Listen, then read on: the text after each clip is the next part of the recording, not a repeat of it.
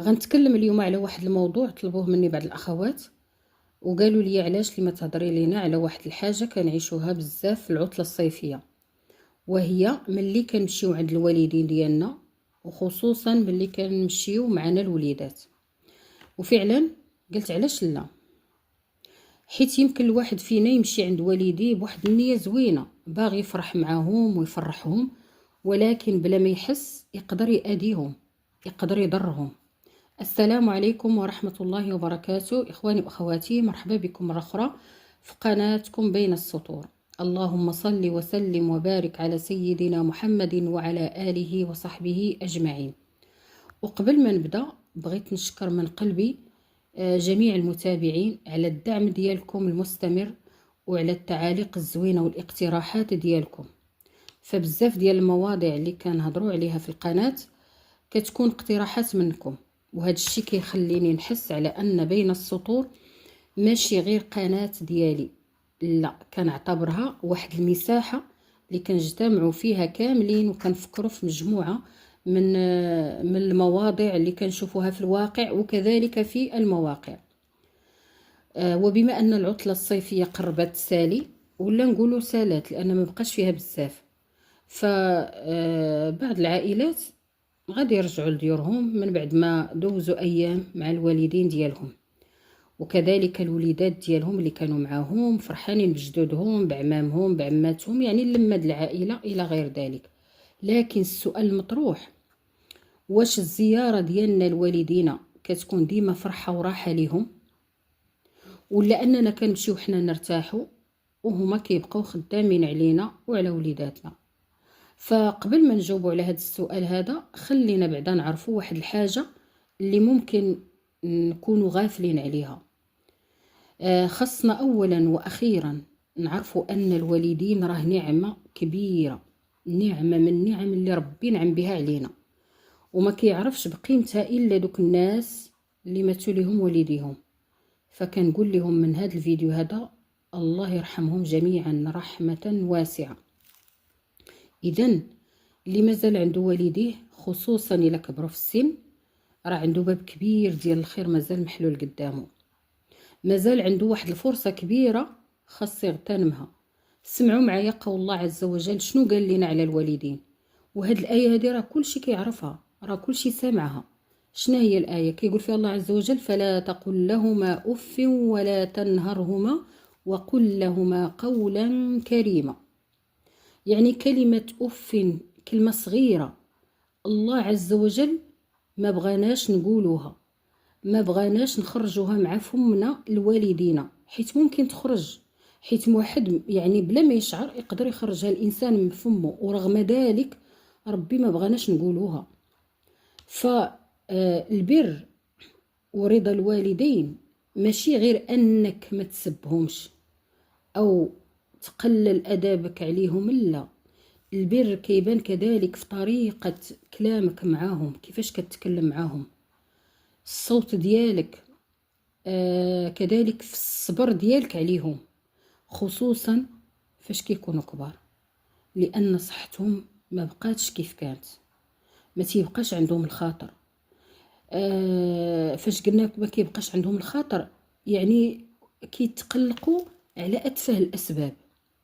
هنا فاش ربي عز وجل كيمتحننا وكيختبرنا وكيشوفنا فعلا واش كنستحقوا نكونوا مرضيين.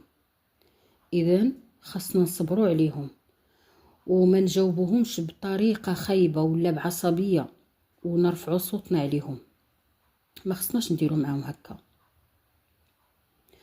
وما خصناش كذلك نخليو والدينا بفعالنا ولا بكلامنا نخليهم يحسوا على انهم ثقال علينا. شنو قال لنا النبي صلى الله عليه وسلم؟ قال في واحد الحديث: رغم أنف ثم رغم أنف ثم رغم أنف. قيل: من يا رسول الله؟ قال: من أدرك والديه عند الكبر أحدهما أو كلاهما ثم لم يدخل الجنة. يعني شوفوا هذه الفرصة اللي ربي عطيها لنا، الأم والأب يعني وصلوا لواحد العمر كبير، وانت مازال عندك فرصة تبر بيهم، تصبر عليهم، تخدمهم، تفرحهم، دير اي حاجة اللي تفرحهم، اي حاجة اللي تقربك لله عز وجل بالطاعة ديالك ليهم. إذن ملي نمشيو عند والدينا في العطلة ماشي هما اللي خاصهم يوجدوا لنا الماكلة ويطيبوا لنا ويصبنوا ويفرشوا إلى غير ذلك، يعني المسائل، لا، أي حاجة خصوصا الأم، خصوصا الناس فاش كتمشي مثلا البنت ومعها الوليدات تتبقى جالسة وامها لا حول لها ولا قوة. الأم اللي كتنوض كتوجد، الأم راه سنوات وهي كتوجد، سنوات وهي كتطيب، سنوات وهي كتغسل وتسهر علينا وتشقى على وليداتها إلى غير ذلك.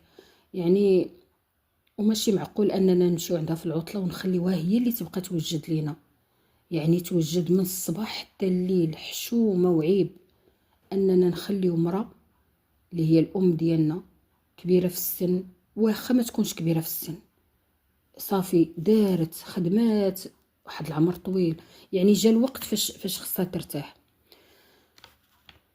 وحنا نديرو كل شي لينا وليهم ولوليداتنا. وعلى ذكر الوليدات، هذه نقطة مهمة بزاف.